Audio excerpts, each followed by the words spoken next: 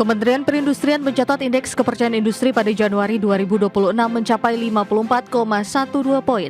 Level tersebut melonjak 2,22 poin dibanding Desember tahun 2025.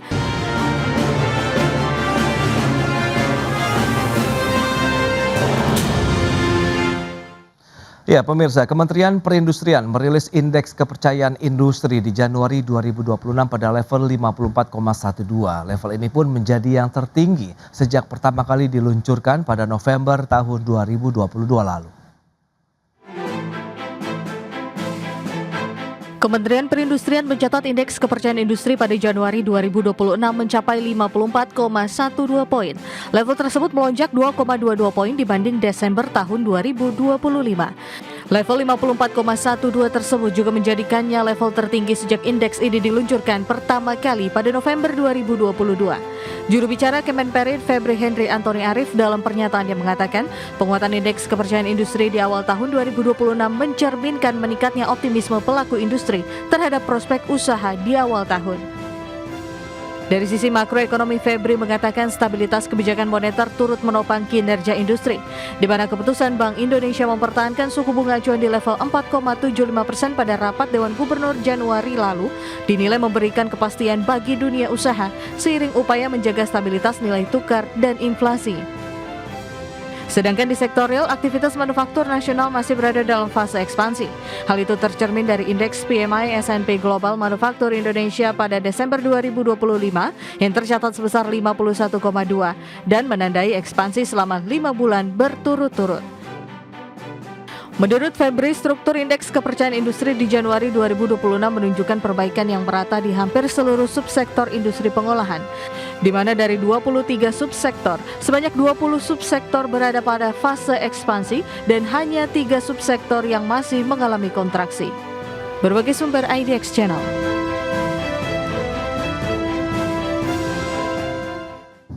Ya, pemirsa, untuk membahas tema kita kali ini, indeks kepercayaan industri pecah rekor di Januari 2026, kita sudah tersambung melalui Zoom bersama dengan Bapak Bob Azam, Ketua Bidang Ketenagakerjaan Asosiasi Pengusaha Indonesia, kemudian Bapak Ebi Junaidi, Chief Economist Samudra Indonesia, dosen FEB Universitas Indonesia. Langsung saja kita sapa. Halo Pak Bob, apa kabar Pak?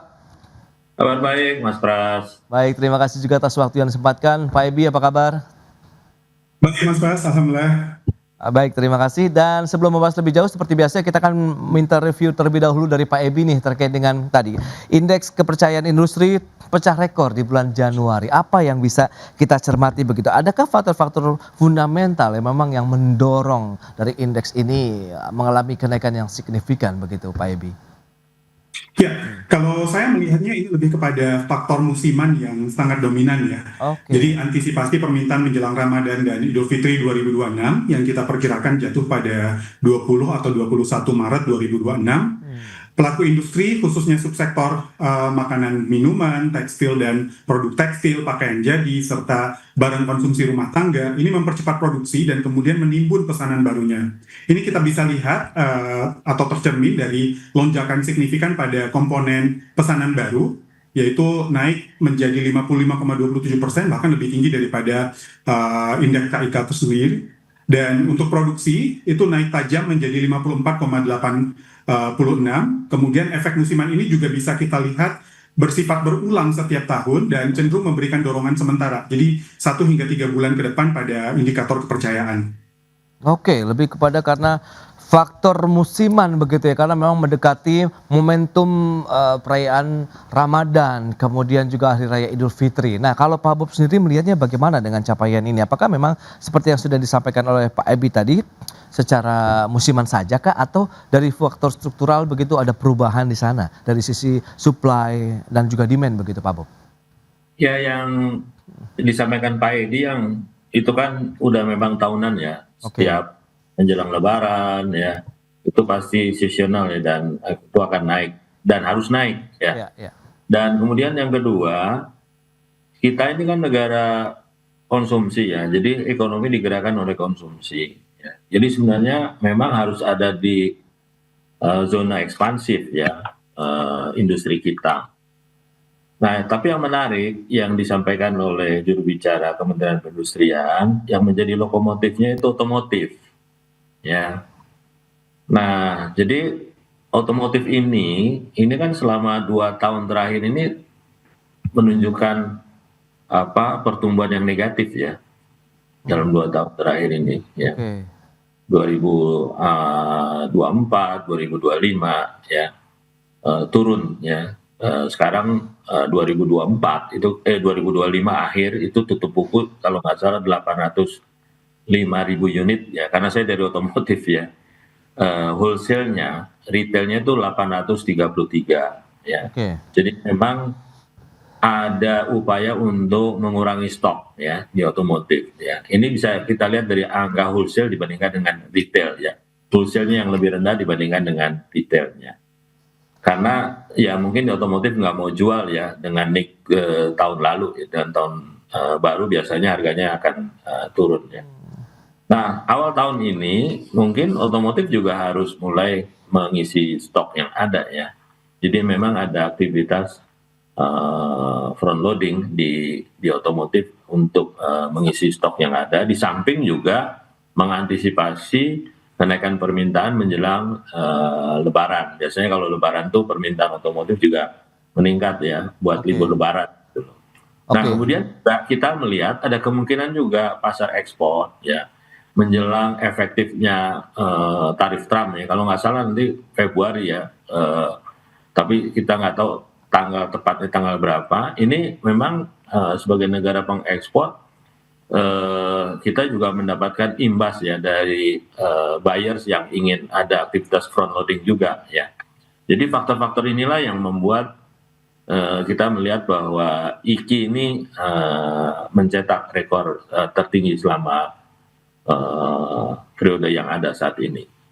Baik, baik. Nah itu dia. Lantas dengan kondisi yang ada dari sudut pandang dunia usaha, adakah peran dari sisi kebijakan pemerintah, kemudian bank sentral juga untuk yang kaitannya dengan mendongkrak kepercayaan diri para pelaku usaha begitu tadi? Akhirnya Ya, level ekspansinya makin kuat begitu Pak Bob. Ya pasti ada ya yang kebijakan Bank Indonesia untuk tetap mempertahankan suku bunga ya di tengah tekanan terhadap rupiah ya yang sebenarnya cukup berat ya.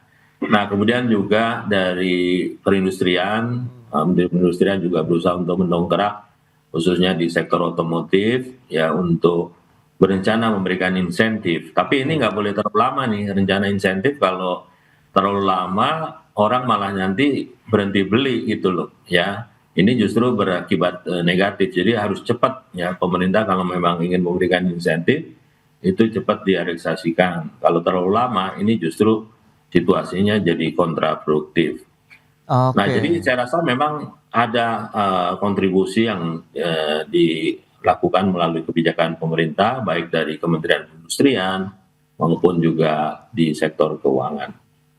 Baik, baik Pak Bob. Nah Pak Ebi, kalau kita lihat dari sisi tadi kebijakan fiskal, kemudian moneter begitu, sejauh mana sih dampaknya terhadap keyakinan industri tadi di sepanjang tahun lalu sampai dengan awal tahun ini? Tadi kan memang sudah pecah rekor begitu. Apakah memang lagi-lagi pasar domestiknya sedang tinggi begitu demand-nya sehingga banyak yang mungkin melakukan front loading dalam artian peningkatan sisi produksi, kemudian tidak ada sektor otomotif juga yang tadi disampaikan oleh Pak Bob sebagai leading sektornya begitu. Silakan Pak Ebi.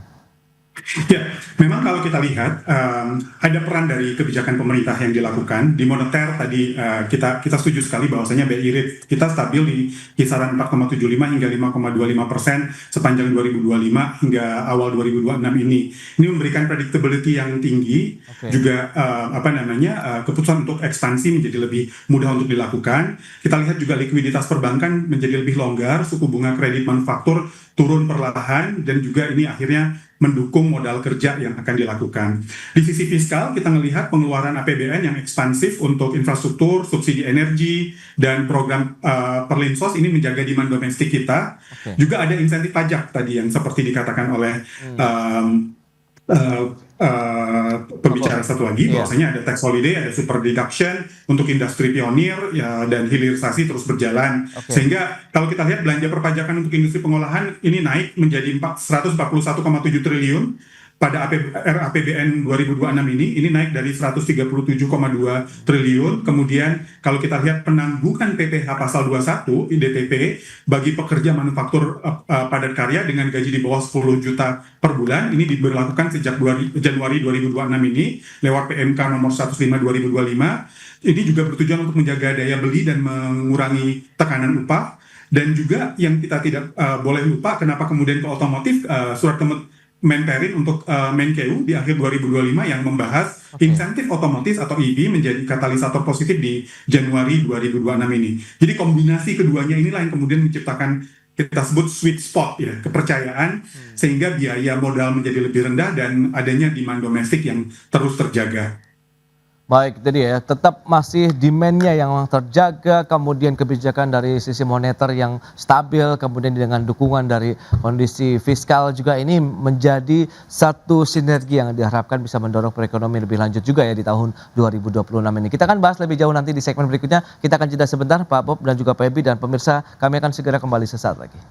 Ya pemirsa, Anda masih menyaksikan Market Review dan berikut ini kembali kami akan sampaikan sejumlah data untuk Anda. Kita akan cermati bersama seperti apa tren dari indeks kepercayaan industri di tahun 2025 lalu. Ini dia seperti yang bisa Anda saksikan pergerakan dari Januari sampai dengan bulan November 2025 data dari Kementerian Perindustrian.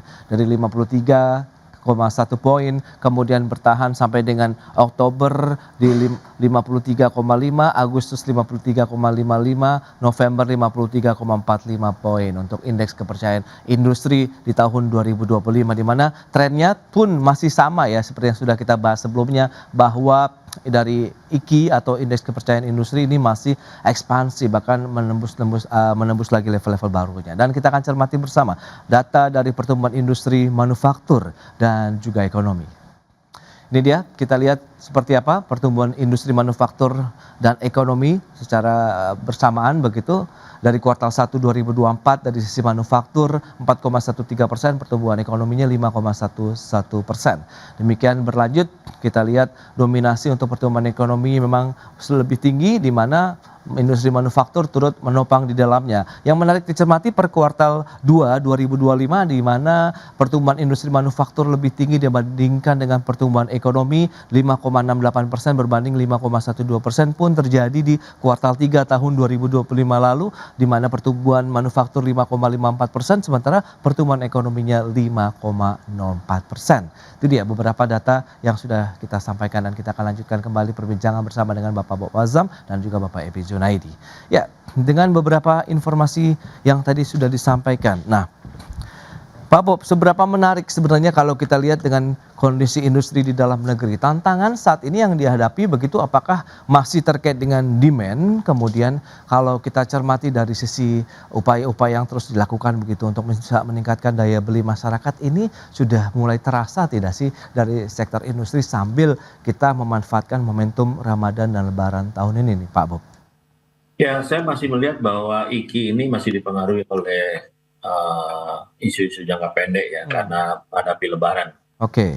Isu jangka menengah panjang ini juga tetap harus kita perhatikan karena selama ini sektor manufaktur bukan yang nggak tumbuh ya, tumbuh tetapi di bawah pertumbuhan nasional, ya, sehingga kontribusi sektor manufaktur itu lebih rendah dari waktu ke waktu semakin rendah ya, sekarang sekitar 19% ya. Nah, jadi kalau kita bandingkan dengan negara-negara lain, ya seperti Jepang, Korea, Taiwan, ya, Cina, sewaktu mereka tumbuh tinggi, itu kontribusi sektor manufaktur itu bisa sampai 30% lebih gitu loh, ya. Nah, jadi kalau kita nanti ingin tumbuh 8%, ini sektor manufaktur ini harus tumbuh di atas 10%, ya. Kalau enggak, pertumbuhan kita enggak akan ditopang oleh fundamental yang kuat, ya. Jadi PR kita masih bagaimana meningkatkan pertumbuhan sektor manufaktur. Jadi nggak sekedar lebih tinggi dari nasional, tapi menjadi lokomotif ya pertumbuhan nasional karena sektor manufaktur tetap masih menjadi kontributor utama ya terhadap GDP lebih dari 20%. Nah, jadi ini isu-isu yang memang untuk jangka menengah panjangnya kita harus perhatikan, terutama setelah Lebaran nih. Ya setelah Lebaran nih nggak ada nggak ada momentum lagi nih ya. Jadi Oke, pemerintah harus iya, iya. menciptakan momentum supaya indeks kepercayaan produsen industri ini harus tetap terjaga ya. Apalagi nanti kalau tarif Trump mulai berlaku ya. Yang saya tahu tuh buyers itu udah minta burden sharing. Jadi kalau Hmm, kenaikan tarif 19%, mereka nggak mau tanggung itu kenaikan 19%. Sebagian oke. harus ditanggung oleh suppliers ya. Belum lagi tekanan karena pelemahan rupiah ya, jadi bahan baku juga pasti akan naik. Kemudian juga kenaikan upah ya. Jadi after Lebaran nih sebenarnya PR kita ya. Iya, iya, Jadi iya. kita harus mempersiapkan diri setelah Lebaran ya, bagaimana create momentum ya supaya industri ini bisa tetap tumbuh. Ya, itu dia menarik ya. Di mana-mana memang banyak yang mengkhawatirkan sekarang ini pasca lebarannya begitu ya Pak Bob ya. Karena momentumnya Ya, akan panjang sekali ya dari Maret kemudian ya. akan sampai lagi ketemu Nataru begitu. Nah, Ya, lantas kalau dan kita juga hmm, tahu fiskal pemerintah juga kan terbatas ya. ya, ya, ya. Jadi insentif itu yang disebut Pak Edi itu baru rencana Pak Edi, jadi belum terrealisir gitu. Tapi kalau rencananya terlalu lama, ini Ya, bisa ya. kontraproduktif, orang malah berhenti beli Ya. nunggu insentif datang gitu loh. Nah, Pak Ebi ini bagaimana Anda melihat? Perlu percepatan dari sisi mungkin kita pemetaan terkait dengan industri yang bisa mendapatkan insentif atau tidak. Mengingat tadi, oke lah kita ada kenaikan EKI, tapi seperti Anda sampaikan juga tadi ada momentum karena Ramadan dan Lebaran. Nah, Pak Bob justru mengkhawatirkan pasca Lebarannya nih yang harus kita kreasikan Ya. lagi nih. Apa yang perlu kita lakukan nih, Pak Ebi?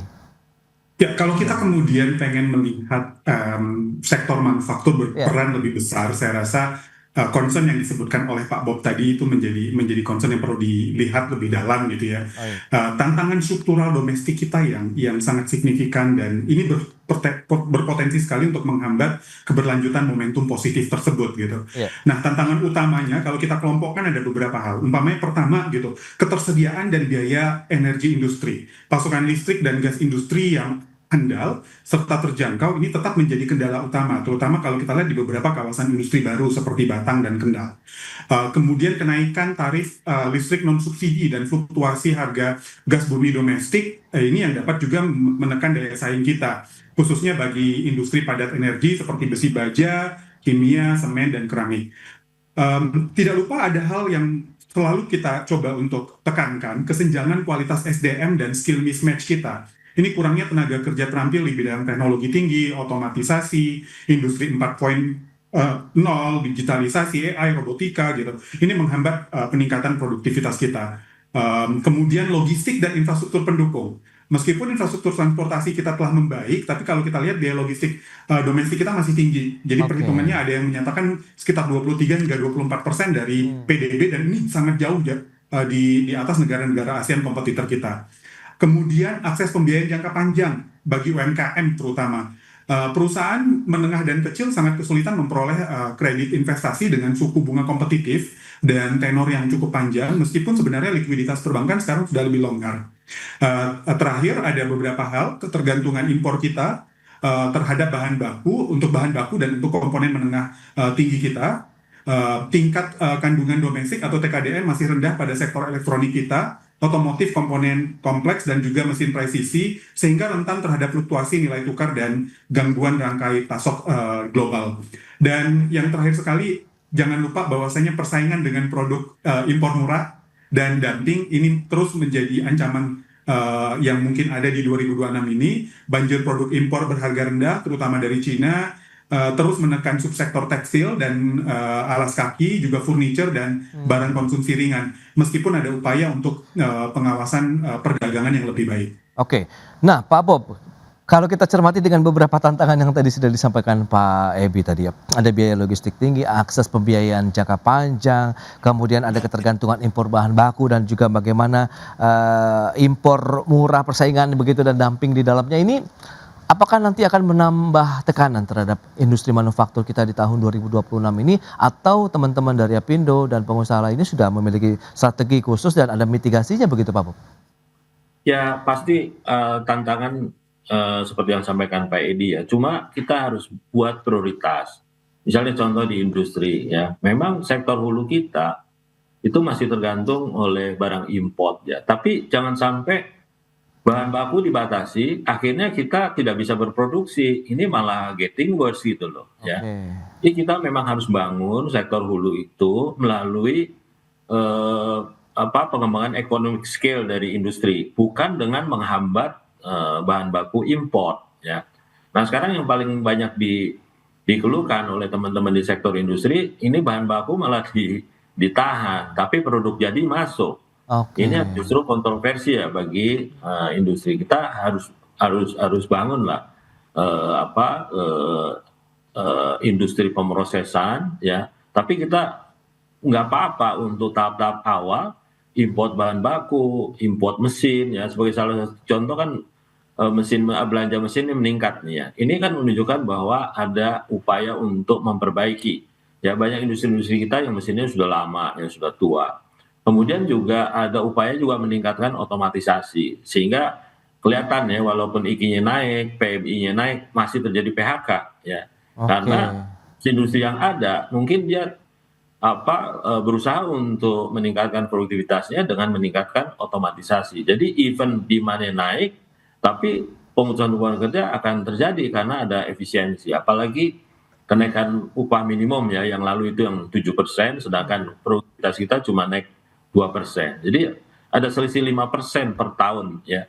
Dan kalau ini berlangsung terus-menerus katakanlah 10 tahun itu 50% sendiri itu tekanannya. Sehingga ini akan mendorong perusahaan untuk melakukan otomatisasi ya. Nah, kemudian juga mengenai skill ya tenaga kerja juga memang kita harus ada kebijakan yang jelas ya. Sekarang kan kebijakannya ada dana abadi untuk LPDP, tapi dana yang dialokasikan untuk pekerja manufaktur kita ya, blue collar kita itu hampir nggak ada gitu loh. Dana pelatihan sangat tergantung kepada perusahaan, sedangkan perusahaan kita 95% adalah usaha kecil. Nah, jadi pemerintah juga harus mulai memperhatikan, mengalokasikan funding ya untuk tenaga kerja kita yang di blue collar itu untuk pindah pekerjaan, misalnya dari operator dia pindah menjadi mekanik ya, dari mekanik menjadi technician ya, itu harus dibangun pathway-nya ya, tidak seperti sekarang sekali dia masuk jadi operator sampai pensiun jadi operator ya. Oke. Dan masuk jadi driver sampai pensiun jadi driver. Jadi kurang memfasilitasi pelatihan-pelatihan yang memungkinkan pekerja kita tuh pindah dari satu pekerjaan yang value-nya lebih rendah ke value-nya yang lebih tinggi. Nah, tapi sekarang kelihatan pemerintah ingin mengejar pendapatan pekerja kita dengan kenaikan upah minimum. Ini yang menurut saya kebijakan yang salah, ya salah kaprah gitu loh. Ya justru kenaikan upah minimum ini menyebabkan banyak pekerja terpikirkan di sektor informal karena nggak bisa gaji gitu loh. Ya. Oke. Nah ini justru kontraproduktif. Kalau kita ingin meningkatkan kesejahteraan pekerja, mereka harus pindah pekerjaan dari pekerjaan-pekerjaan yang sederhana menjadi pekerjaan-pekerjaan yang punya nilai tambah yang lebih besar. Nah ini yang kita belum lihat strategi peningkatan produktivitas melalui peningkatan skill para pekerja. Kita juga banyak loh mengirim tenaga kerja ke Jepang ya. Mereka di sini dikasih skill mengenai contoh pengelasan bawah laut ya. Begitu sampai ke Jepang gajinya mungkin 30 juta, 40 juta. Tapi untuk skill itu mereka juga membutuhkan biaya yang tidak sedikit. 50 sampai 80 juta. Nah, sekarang kalau untuk pekerja dari mana dia bisa dapat modal seperti itu? Ya. Baik. Nah, di sini peranan pemerintah dalam memfasilitasi pekerja untuk pindah pekerjaan. Baik, dengan beberapa tantangan tadi terkait dengan logistik, pembiayaan, ketergantungan dengan adanya importasi bahan baku dan juga serbuan produk-produk impor, tapi ternyata masih ada beberapa poin juga yang masih perlu diselaraskan ya antara kebijakan pemerintah begitu dengan keinginan dari dunia usaha sendiri terkait dengan UMP, kemudian skill tenaga kerja, meskipun beragam upaya juga sudah dilakukan, revitalisasi juga otomatisasi terkait dengan sektor industri manufaktur di Indonesia, dan semoga nanti tahun 2026 akan klop nih akan ketemu nanti ya, antara yang diinginkan dunia usaha dan juga dari kebijakan pemerintah. Pak Bob, kemudian Pak Ebi, terima kasih banyak atas informasi, update dan juga insight yang sudah disampaikan. Selamat melanjutkan aktivitas Anda kembali. Salam sehat, sampai berjumpa kembali. Pak Bob, Pak Ebi, terima kasih. Terima kasih. Sampai jumpa Mas Pras, terima kasih. Mas Pras. Baik pemirsa, 1 jam sudah saya menemani Anda dalam market review dan berbahari terus informasi Anda hanya di IDX Channel, your trustworthy and comprehensive investment reference. Karena urusan masa depan harus ke depan, aku investor saham. Saya Prasetyo Wibowo beserta seluruh kerabat kerja yang bertugas pamit undur diri. Terima kasih, sampai jumpa.